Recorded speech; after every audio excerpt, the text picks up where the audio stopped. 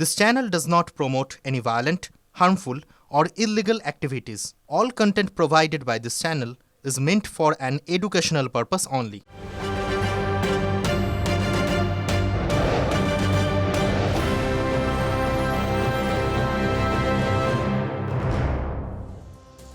দেখছেন টিভি9 বাংলা সন্ধ্যে super prime time নিয়ে আপনাদের সঙ্গে রয়েছে আমি মধুকল্পিতা, আমার সঙ্গে রয়েছে শুভজিৎ এবং শর্মিষ্ঠাও।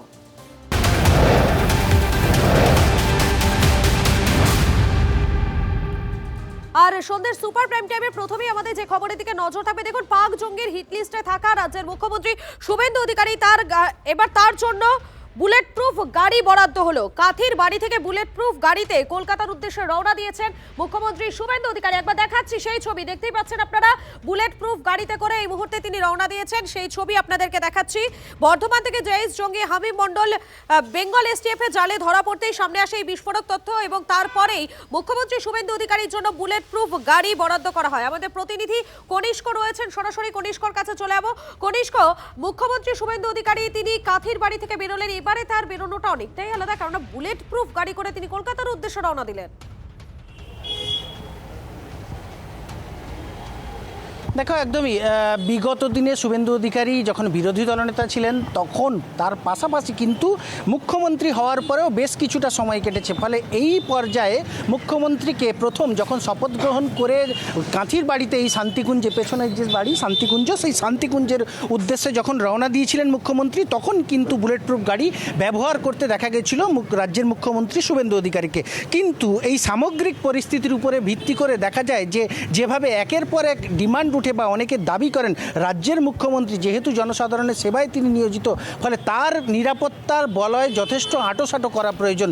ইতিমধ্যেই দেখলাম কিছুক্ষণ আগে ঠিক সন্ধে 6:01 তিনি কাঁথির বাড়ি থেকে রওনা দেন এবং সেই রওনা দেওয়ার ক্ষেত্রে প্রথমে তার কনভয়েতে তার যে গাড়িতে সারা বছর তিনি চাপেন সেই গাড়িতে কিন্তু রীতিমতো বাড়ির সামনে লাগানো ছিল। পরবর্তীতে দেখা যায় কিছুক্ষণ পরে নিরাপত্তার যারা আধিকারিক ছিলেন তারা কিন্তু ছন্দপতন ঘটান। দেখা যায় যে বুলেট প্রুফ গাড়িকে সামনে আনা হয়, অর্থাৎ বুলেট প্রুফ গাড়িতে করেই মুখ্যমন্ত্রী শুভেন্দু অধিকারী কাঁথির বাড়ি শান্তিকুঞ্জ থেকে তিনি কলকাতার উদ্দেশ্যে রওনা দিলেন। ফলে সামগ্রিক বিষয়টা, মুখ্যমন্ত্রীর যে কনভয় থাকে সেখানে পাইলট কার থাকে, স্কট কার থাকে, পাশাপাশি কেন্দ্রীয় বাহিনীর ছাড়া কিন্তু রাজ্য পুলিশের নিরাপত্তার আধিকারিকরা তারা থাকেন, অ্যাম্বুলেন্স থাকে, ফায়ার ব্রিগেড থাকে। ফলে সামগ্রিক বিষয়টাকে কোথাও না কোথাও তৎপরতার সঙ্গে মুখ্যমন্ত্রীর নিরাপত্তা যে তৎপরতার সঙ্গে দেখা হচ্ছে এবং সে কারণেই মুখ্যমন্ত্রী আজ যখন কাথির বাড়ি থেকে বেরোলেন তখন তাকে বুলেট প্রুফ গাড়িতে বেরোতে দেখা গেল। সেই ছবি আপনাদের সামনে তুলে ধরছি আমরা, দেখতেই পাচ্ছেন আপনারা। কাথির বাড়ি থেকে বেরোলেন মুখ্যমন্ত্রী শুভেন্দু অধিকারী, বুলেট প্রুফ গাড়িতে করে তিনি বেরিয়েছেন। পাক জঙ্গির হিট লিস্টে থাকা মুখ্যমন্ত্রীর জন্য এবারে বুলেট প্রুফ গাড়ি বরাদ্দ।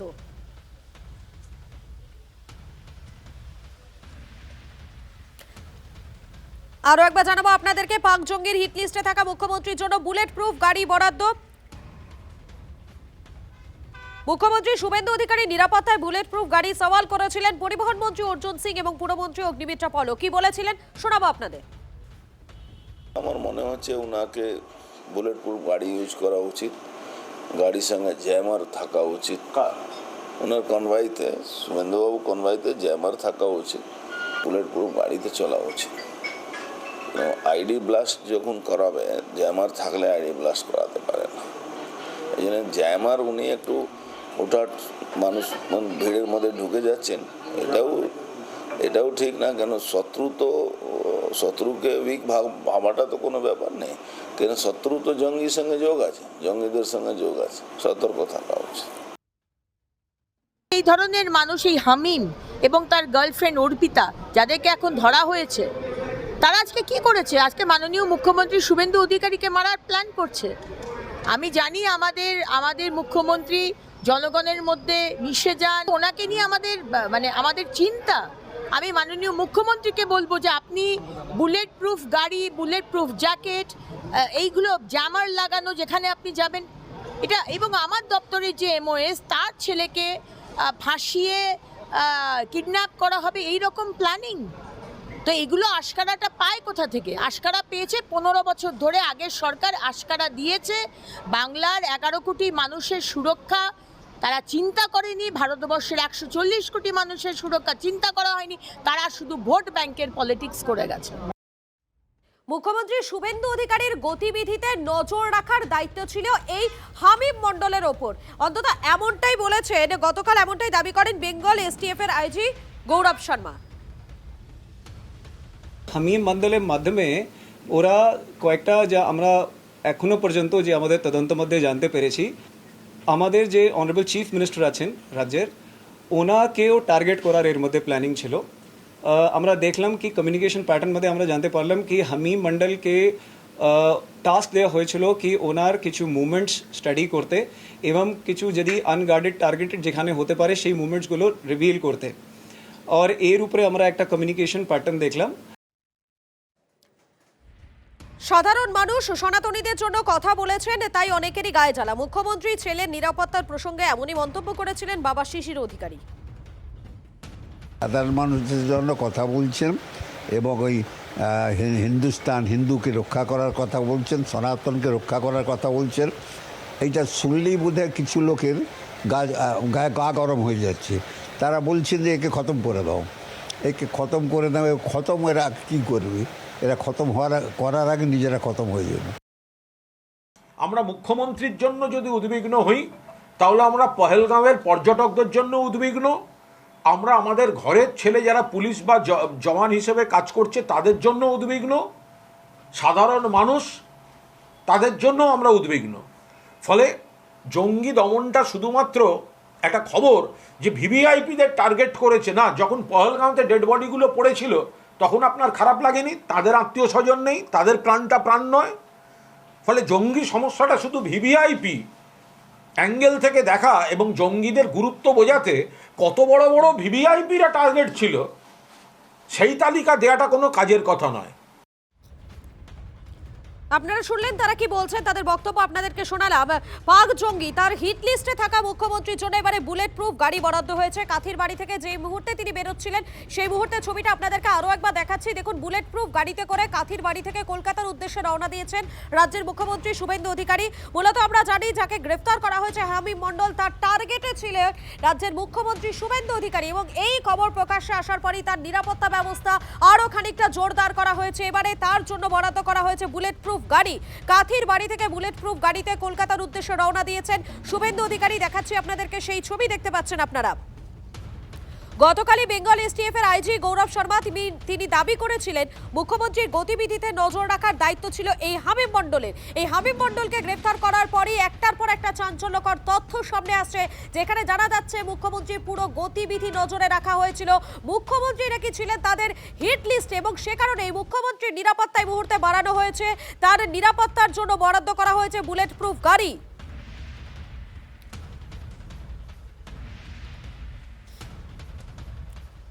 কনিষ্ক রয়েছেন আমাদের সঙ্গে, আমাদের প্রতিনিধি। আমি সরাসরি কনিষ্কর কাছে আরো একবার চলে যাবো। কনিষ্ক, আরো একটা বিষয় জানতে চাইছি। দেখো, একদিকে আমরা দেখতে পাচ্ছি মুখ্যমন্ত্রীর জন্য বুলেট প্রুফ গাড়ি বরাদ্দ করা হয়েছে, তার বাড়ির নিরাপত্তা সেটা কি আরো বাড়ানো হয়েছে আগের তুলনায়? দেখো, একদমই আমি তার বাড়ির ছবিটা দেখানোর চেষ্টা করব এবং যে বিষয়টা আমি কথা বলার চেষ্টা করব এগরার বিধায়ক দিব্যেন্দু অধিকারীর সঙ্গে এবং পুরো বিষয়টা নিয়ে তিনি কি ভাবছেন বা তারা কি ভাবছেন, এই যে সামগ্রিক পরিস্থিতি কোথাও কি চিন্তিত। দীপাঞ্জন চক্রবর্তী আমাদের সঙ্গে রয়েছেন। যেভাবে হিট করা হয়েছে জঙ্গিদের টার্গেট, ফলে কোথাও কি আপনারা চিন্তিত যথেষ্টভাবে? রাজ্যের পুলিশ যথেষ্ট সফলতা পেয়েছে। সর্বোপরি আমাদের দেশের স্বরাষ্ট্র দপ্তর যিনি নিয়ন্ত্রণ করেন তার নাম অমিত শাহ, এবং ধন্যবাদ রাজ্য পুলিশকে, যেমন কেন্দ্রীয় নিরাপত্তা সংস্থা তাদেরকেও ধন্যবাদ।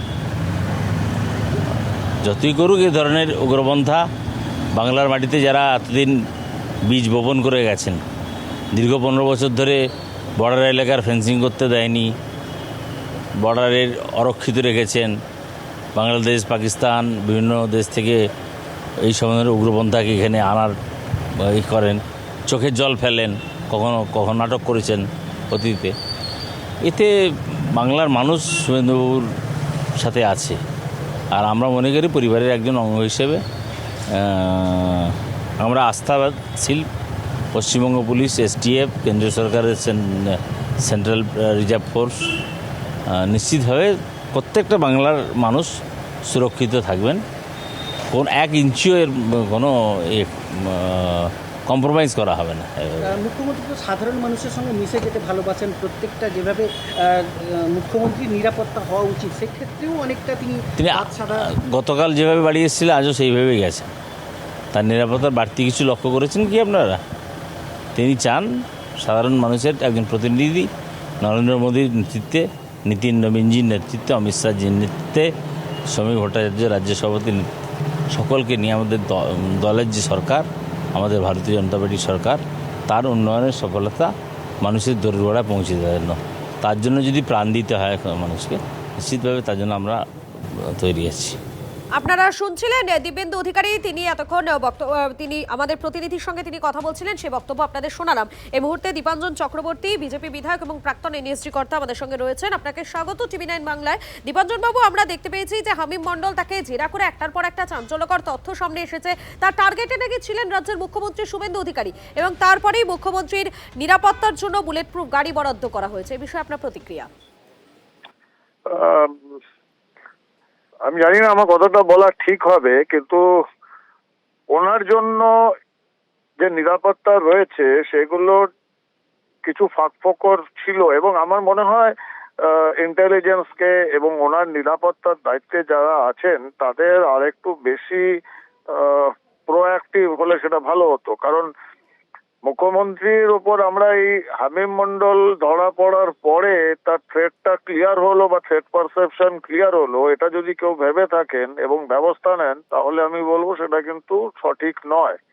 উনি যেদিন মুখ্যমন্ত্রী হয়েছেন এবং জবে থেকে উনি এই যে অত্যন্ত সাহসী দৃঢ় পদক্ষেপগুলো নিতে শুরু করেছেন রাষ্ট্রবিদ্রোহী বা রাষ্ট্রদ্রোহীদের বিরুদ্ধে, তার আগে থেকেই তো ওনার সিকিউরিটি আরো বিফড আপ হওয়া উচিত ছিল।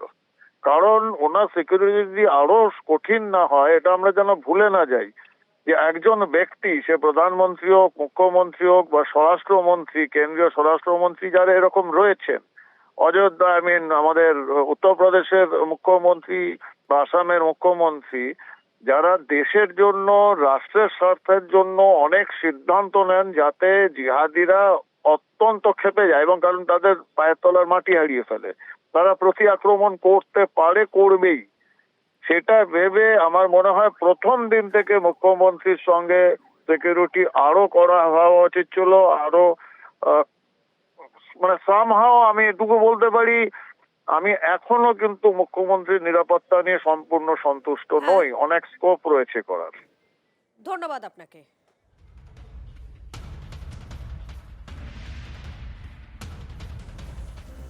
হানি ট্র্যাপের মাধ্যমে পুরো প্রতিমন্ত্রী উমেশ রাইয়ের ছেলেকেও ফাঁসানোর চেষ্টা করা হয়েছিল, এবং সেক্ষেত্রে তার কাছে খুনের হুমকি আসে বলেও তিনি অভিযোগ করছেন। উমেশ রায় তিনি সরাসরি অভিযোগ করছেন যে হানি ট্র্যাপের মাধ্যমে তার ছেলেকেও ফাঁসানোর চেষ্টা করা হচ্ছিল, এবং সেক্ষেত্রে খুনের হুমকিও দেয়, এমনটা দাবি করেছেন পুরো প্রতিমন্ত্রী উমেশ রায়। শুভেন্দু অধিকারীর পিএ চন্দ্রনাথ রথকেও খুন করা হয়েছে বলে তিনি দাবি করেন। পাঞ্জাবে মন্ত্রী সম্পর্কে তথ্য পাচার করতে হামিম, এমনটা উমেশের দাবি।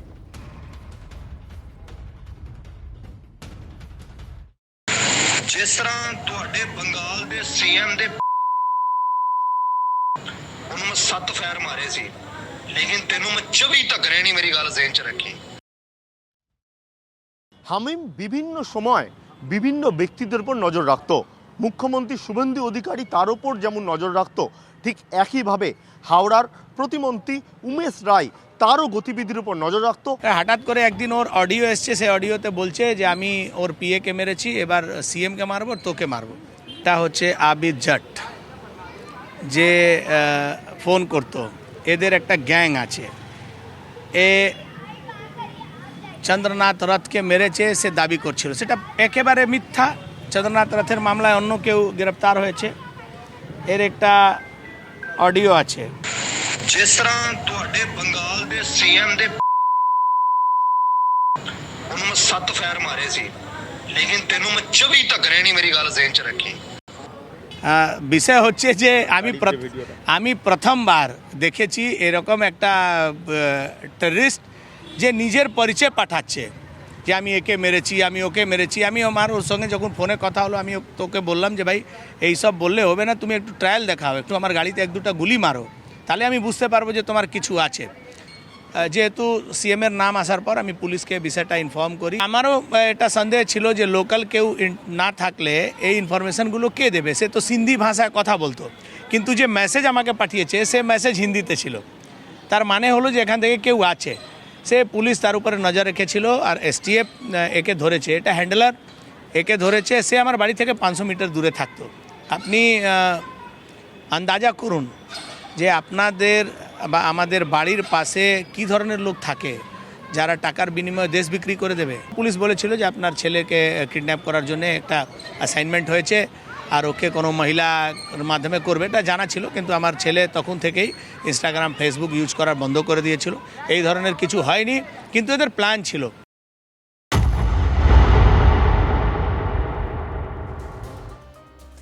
দেখুন, জঙ্গি হামিম এবং অর্পিতাকে গ্রেপ্তার করা হয়েছে, তাদেরকে মুখোমুখি বসিয়ে জেরা করার একটা সম্ভাবনা রয়েছে, কারণ তারা তদন্তে সেভাবে সহযোগিতা করছে না আর অসঙ্গতি দেখা দিচ্ছে তাদের বক্তব্যের। কিন্তু সব থেকে বড় প্রশ্ন হলো যে এই হামিম এবং অর্পিতা এবং ভাট্টি গ্যাংয়ের যারা সদস্য রয়েছে, যাদের সঙ্গে যোগ পাওয়া গিয়েছে এই দুজনের, জৈশ গ্যাংয়ের সঙ্গে এই দুজনের যাদের যোগ পাওয়া গিয়েছে, তারা নিজেদের মধ্যে তথ্য আদান প্রদান করতো কিভাবে? সেক্ষেত্রেই জেরায় একের পর এক চাঞ্চল্যকর তথ্য উঠে আসছে। বিভিন্ন এনক্রিপ্টেড অ্যাপের নাম উঠে আসছে, যেই অ্যাপের মাধ্যমে এরা একে অপরের সঙ্গে যোগাযোগ করত। বিস্তারিত জানাবেন আমাদের প্রতিনিধি সুশোভন সঙ্গে রয়েছেন। সুশোভন, এনক্রিপ্টেড অ্যাপ বলতে কোন কোন অ্যাপগুলোর কথা বলা হচ্ছে এবং সেক্ষেত্রে তাদের কথাবার্তা হতো কিভাবে, এবং গোয়েন্দারা এই বিষয়টা কিভাবে উদ্ধার করার চেষ্টা করছেন? দেখুন, প্রথমত তারা যে কথাবার্তা বলে বা যে অ্যাপগুলোর মধ্যে কথা বলে সেগুলো কিন্তু একেবারে চূড়ান্ত গোপনীয়তা থাকে, এবং তার মধ্যে কিন্তু যেটা গুরুত্বপূর্ণ সেটা হলো নিজেদের কোড ল্যাঙ্গুয়েজে কথা বলে, এবং সেই কোড ল্যাঙ্গুয়েজে কথা বলেই কিন্তু নিজেদের যে বিভিন্ন কথা সেগুলো কিন্তু তারা বলে। শুধু তাই নয়, অ্যাপ্লিকেশানগুলো কিন্তু মাঝে মধ্যেই চেঞ্জ হয়, আর এই অ্যাপ্লিকেশানগুলো কিন্তু একেবারে বলা যায় যে খুব গোপনীয়তা থাকে এর মধ্যে। কথা দুজনের বেশি তৃতীয়জন জানতে পারে না, পাসওয়ার্ড দেওয়া থাকে, আর এইগুলোই মূলত গোয়েন্দারা জানতে চাইছেন যে এই অ্যাপ্লিকেশনগুলোকে তারা এখন খোলার চেষ্টা করছেন। আর তারপর যে কোড ল্যাঙ্গুয়েজ রয়েছে, ডিসকর্ড, বিট চ্যাটের মতো এনক্রিপ্টেড অ্যাপের নাম উঠে আসছে, যেখানে তারা কোডে কথা বলতো। মানে আপনার হয়তো সেই চ্যাট পড়ে মনে হতে পারে তারা পারিবারিক সমস্যার কথা বলছে, কিন্তু আদতে তার পিছনে থাকতো অন্য বক্তব্য। আমরা কথা বলেছিলাম স্ট্র্যাটেজিক এক্সপার্ট শুভাশিস বন্দ্যোপাধ্যায়ের সঙ্গে, তিনি কি বলেছেন শুনবো। ডেটিং অ্যাপের থ্রু দিয়ে এরা বিভিন্ন কোডে ডিসকাশন করে, অর্থাৎ আপনি যদি চ্যাটটা এমনি উপর থেকে পড়েন আপনার মনে হবে এটা একটা প্রেমালাপ বা আরো অন্য কিছু অন্যরকম, বাট যদি এটা ডিটেলে আমরা ঢুকি তাহলে দেখবো বিভিন্ন কথার মধ্যে দিয়ে বিভিন্ন কোড পাস হচ্ছে। এই কোডগুলো বা এই মস টেকনিক যেগুলো আমরা এত বছর ধরে শুনে এসেছি, সে তার মধ্যে দিয়ে তারা একে অপরের সাথে কমিউনিকেট করে এবং বিভিন্ন টার্গেট, বিভিন্ন লোকেশন, বিভিন্ন মিটিং পয়েন্ট এবং বিভিন্ন রকম মানুষজনের সেখানে ডিসকাশন থাকে, যেটা স্ট্রেট ভাবে বোঝা যায় না। তার জন্য এটাকে প্রসিডিউরালি ব্রেক করতে হয়। এই জঙ্গি হামিম মন্ডলের কাছে একটা অফার এসেছিল, দুবাই যাওয়ার অফার এসেছিল ধৃত হামিম মন্ডলের কাছে। যেমনটা এখনো পর্যন্ত জানা যাচ্ছে, এসটিএফ এর জেরায় স্বীকার করেছে ধৃত জৈশ জঙ্গি হামিম। জঙ্গি জাল ছড়াতে যুবকদের দলে টানতে হামিমের পারফরমেন্সে খুশি ছিল শাহজাদ ভাট্টি গ্যাং। ওই গ্যাংয়ের অন্যতম এক মাথা দুবাই থেকে অপারেট করে বলে জানতে পেরেছে এসটিএফ। তার থেকেই কি হামিমের কাছে ডাক এসেছিল, খতিয়ে দেখছেন গোয়েন্দারা। হামিমের থেকে পাসপোর্ট পেলেনি, তবে দুবাই যাওয়ার জন্য পাসপোর্টের আবেদন করার পরিকল্পনা ছিল তার বলে জানিয়েছেন হামিম। হামিম মন্ডলকে যখন আমরা কাস্টাডিতে নিলাম তখন ইন্ট্রোগেশন করে কয়েকটা জিনিস খুব সিরিয়াস জানতে পারলাম, যাদের সঙ্গে হামিমের খুব ক্লোজ ইন্টারাকশন চলছে। সেই হ্যান্ডেলের নাম আছে রানা, একটা ছিল উজায়ের, একটা ছিল আবিজট 333 হামাদ। 2-3 মাস আগে ইন্টারাকশন স্টার্ট হয়ে ইনস্টাগ্রামে ফলো করতে আরম্ভ করে, তারপরে ওর কমিউনিকেশন প্যাটার্ন ডেভেলপ করতে করতে হোয়াটসঅ্যাপ, কিছুটা ইনক্রিপ্টেড চ্যাট পোর্টালস আরও আছে, যেমন টেলিগ্রাম আছে, ইভেন সেশন, और আমরা দেখলাম এলিমেন্ট এক্স, এইরকম অনেকটা ইনক্রিপ্টেড চ্যাট পোর্টালস উপরে এদের নিজেদের মধ্যে কমিউনিকেশন স্টার্ট হয়। কমিউনিকেশন ডিটেলস মধ্যে যখন আমরা গেলাম তো আমরা দেখলাম কি এই হ্যান্ডেলস পাকিস্তান থেকে অপারেট হচ্ছে, और শাহজাদ ভাট্টি গ্যাং যে আছে তাদের সঙ্গে, শাহজাদ ভাট্টি গ্যাং যে পাকিস্তান থেকে অপারেট হয় তাদের সঙ্গে যুক্ত আছে। এই হ্যান্ডেলসগুলো খুবই র্যাডিক্যাল প্রপাগ্যান্ডার মধ্যে ইনভলভ আছে, আর এরা চেষ্টা করছে কিছু ইউথকে টার্গেট করার থ্রু র্যাডিক্যাল প্রপাগ্যান্ডা, যাতে কিছু সাবভার্সিভ অ্যাক্টিভিটিসকে ওরা কিছু কমপ্লিট করতে পারে, আঞ্জাম দিতে পারে। হামিমের মানে জঙ্গি হামিমের যে কারখানার হদিশ পাওয়া গিয়েছিল আপনারা জানেন, এবার তার বাড়ির হদিশ পাওয়া গিয়েছে। হাওড়ার পিলখানায় তার বাড়ি, এবং সেই বাড়ির 2002 সাল থেকে জানতে পারা যাচ্ছে পিলখানার কারবালার বাসিন্দা এই হামিম। ভোটের আগে ঠিকানা বদল হয় তার পরিবার ঠিকানা বদল করে, এখন সেই ঘর তালাবন্ধ। জঙ্গির বাবার নামে গেটে এখনো নাম ফলক, সেই ছবি আপনাদের দেখাচ্ছি।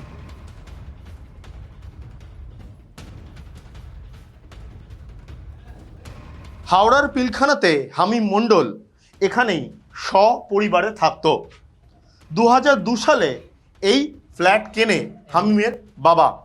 তারপর নির্বাচনের কিছুদিন পরেই এই ফ্ল্যাটের দরজায় তালা পড়ে যায়। তারপর তারা বর্ধমানে চলে যায়। বর্ধমানে কি কারণে গেছিল প্রতিবেশীদের জানা নেই। তো ফ্যামিলি কে कौन कौन रहता था? मम्मी पापा वो लोग 2 भाई 1 सिस्टर है। ये लोग बचपन से यहीं गुजारा, यहीं रहता है, हम भी पास में ही रहते हैं। ये लोग सीधा फैमिली है। अब वो 2-3 महीना से ये बर्दवान में शिफ्ट हो गया। लेकिन वो जो हमीम मंडल वो की इधर रहता था या बाहर रहता था, कभी कभी इधर आता था? नहीं, यहाँ रहता भी था, 2 घंटा 1 घंटा घर पे रहा, फिर वो निकल गया। कभी 2 दिन बाद आता है, कभी 1 दिन बाद आता है, कभी नज़र भी नहीं आता है।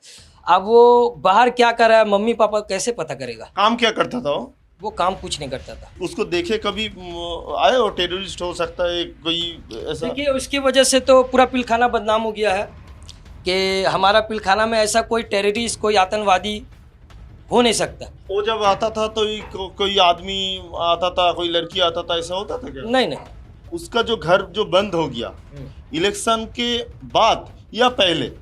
इलेक्शन से पहले बंद हुआ।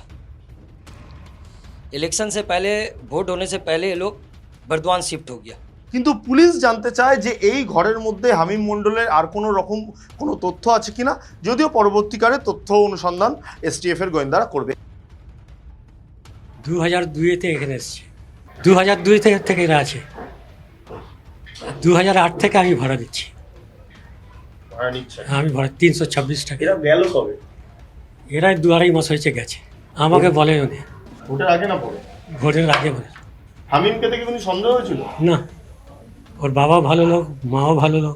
ছেলেটা একবার দুবারও দেখেছি। ছেলেটা এমনি ভালো ছেলে? ভালো ছেলে তো। ছেলেটা কি করে জানি না, ওরা বাড়ি থেকেও থাকতোই না, মেল মেম্বার্স। বাইরে থেকে দেখলে মনে হবে সাদামাটা ব্যবসা, কিন্তু আসলে তার আড়ালে চলতো জঙ্গি কার্যকলাপ। আপনাদের দেখাবো এরপরে হাওড়ার পিলখানায় কিভাবে এই ধৃত জঙ্গি হামিম এবং তার বাবা একেবারে কারখানা ভাড়া নিয়ে ব্যবসা ফেঁদে বসেছিল। সেই বাবার কারখানার হামিম এবং তার বাবার কারখানার খোঁজ TV9 বাংলা পেল। এই কারখানায় পোশাক প্রিন্টিং, বারকোড বসানোর মতন কাজ চলতো। হাওড়ার পিলখানা রোডের আলম মিস্ত্রি লেন, সেখানে আমরা এখন দাঁড়িয়ে রয়েছি। এই যে বাড়িটা তুমি দেখতে পাচ্ছ, এটা আসলে একটি কারখানা যেখানে মূলত প্রিন্টিং কারখানা চলতো। প্রিন্টিং মানে স্টিকার প্রিন্টিং হতো। এবং যদি আমরা দেখি যে এখানে কিন্তু অনেকেই এই হামিমকে কিন্তু বারবার দেখেছেন এবং তারা কিন্তু চিনতে পারছেন। বাবা ছেলে দুজনেই মিলেই কিন্তু এই কারখানায় কাজ করতে, কোনো স্টাফ ছিল না। তুমি দেখতে পাবে প্রিন্টিংয়ের যে সামগ্রীগুলো সেগুলো রয়েছে এবং খুব অস্বাভাবিকভাবে 5 দিন ধরে এই কারখানা বন্ধ বলে অনেকে জানাচ্ছেন। তবে ফ্যান, লাইট এগুলো সব অন করা, কিচ্ছু আপনি এবং দেখে মনে হচ্ছে যে এই বাড়িতে কিন্তু এই কারখানায় কিন্তু রীতিমতো যাতায়াত রয়েছে। এবং এই কারখানায় যা যা সামগ্রী আমি দেখতে পাচ্ছি, তুমিও দেখতে পাচ্ছ, যে নিঃসন্দেহে কিন্তু এখানে এক রাত কাটিয়ে দেওয়া যায়, থাকা যায়, সেই ধরনের সব সামগ্রী রয়েছে। এবং একটি বেড়াল রয়েছে, সেই বেড়ালের কিন্তু তার খাবার, তার যে থাকার জায়গা সেগুলো রয়েছে। অর্থাৎ এখানে কিন্তু রীতিমতন কেউ থাকতেন, যদিও স্টাফ কাউকেই দেখেননি এখানকার বাসিন্দারা। তবে এই আলম মিস্ত্রি লেনে তুমি দেখতে পাচ্ছ, এটাই হচ্ছে ধৃত জঈস জঙ্গি হামিম, তার কিন্তু কারখানা, এবং বলা চলে যে সে এখানে দীর্ঘ সময় কাটাতো। আমি দ্রুত একটু বাইরেরটা তোমাকে দেখাবো, কোন জায়গায় এই কারখানা। এই হচ্ছে আলম মিস্ত্রি লেন, খুবই কনজাস্টেড একটা জায়গা, দেখলেই তুমি বুঝতে পারবে। এবং এখানেই কিন্তু এই ধৃত জঈস জঙ্গি হামিম সে কিন্তু এই কারখানায় কাজ করত এবং এলাকাবাসীরা বলছেন তারা কিন্তু এই হামিমকে এর আগেও দেখেছেন। इसको देखे हैं यहाँ पर? कभी कभार आता था, बहुत पुराना। बहुत पुराना। और ये कारखाना उसका पापा का था? उनको देखे है ना? हाँ। इनको कभी कभी देखा है? बहुत, मैं 3-4 महीना पहले। 3-4 महीना पहले देखा है। এরকমই কিন্তু অনেকে দেখেছেন। আর একজন इनको देखा है यहाँ पर? वो आता था? आता था कभी कभार। कारखाना में काम करता था? बंगले में है उसका कारखाना। গেস্ট হাউস রয়েছে এবং সেই গেস্ট হাউসের নিচেই কিন্তু এই কারখানা এবং তারা বলছেন যেটা যে 4-5 দিন আগে পর্যন্ত তার বাবাকে কিন্তু এখানে দেখা গিয়েছে, কিন্তু তাকে অর্থাৎ হামিমকে কিন্তু দীর্ঘদিন ধরে দেখা যায়নি এবং এখানে খুব কনজেস্টেড একটা জায়গা, সেখানেই কিন্তু এই কারখানা ছিল। আরেকজন রয়েছেন, তার সাথে একবার কথা বলবো। जो बोल रहे थे आप कि 4-5 दिन पहले दुकान बंद है? 4-5 दिन से नहीं, उसके अब्बा को हम एक हफ्ता से ज़्यादा हो गया होगा, एक हफ्ते के अंदर। और इसको इसको तो देखिए हो गया 15 दिन हो गया। 15 दिन कम से कम 15 দিন আগেও কিন্তু এই হামিমকে এখানে দেখা গিয়েছিল, তেমনটাই কিন্তু তারা বলছেন। এসটিএফ যত তদন্ত করবে আস্তে আস্তে উঠে আসবে যে কারা কারা যুক্ত, উদ্দেশ্য কী ছিল, এদের কি করার ইচ্ছে ছিল, টার্গেট কারা কারা ছিলেন। এই হানি ট্র্যাপের কথা আপনারা বলছেন, তো সমস্ত বিষয় আস্তে আস্তে উঠে আসবে। এবং এইভাবে যে চলছে, তারপরে আগের সরকার কোনো টেরও পায়নি, আগের এসটিএফ কিছু করতে পারেনি। আমাদের সরকার এসেছে, আমাদের সরকার এই মাটিতে অন্ততপক্ষে ভারতবর্ষের বিরোধী কোনো কাজ করতে দেবে না। অতএব ভারত বিরোধী কোনো ধরনের চক্রান্ত হলে সেই চক্রান্ত ভেঙে দেওয়ার কাজ পশ্চিমবঙ্গের সরকার করবে, পশ্চিমবঙ্গের পুলিশ করবে। এইটুকু বুঝতে পারছি, দেশের ইন্টেলিজেন্স এবং কেন্দ্রীয় গোয়েন্দাদের আরও অনেক বেশি সতর্ক হওয়া দরকার। কারণ বিষয়টা কিন্তু শুধু পশ্চিমবঙ্গের নয়, এতগুলি রাজ্যে তারা অপারেট করছে, মুভমেন্ট করছে। আমাদের মতো একটা ফেডারেল স্ট্রাকচারে সেই জায়গায় এই বিষয়ে ক্রস বর্ডার টেররিজম, সেটাও যেমন নিশ্চিতভাবে কেন্দ্রীয় সরকারের দেখা উচিত, বর্ডারগুলো তো তাদের হাতে, তার পাশাপাশি আবার সমস্ত রাজ্যে যেভাবে তারা মুভমেন্ট করছে বিভিন্ন রাজ্যে, সেগুলো কেন্দ্রীয় গোয়েন্দাদের তো দেখা উচিত।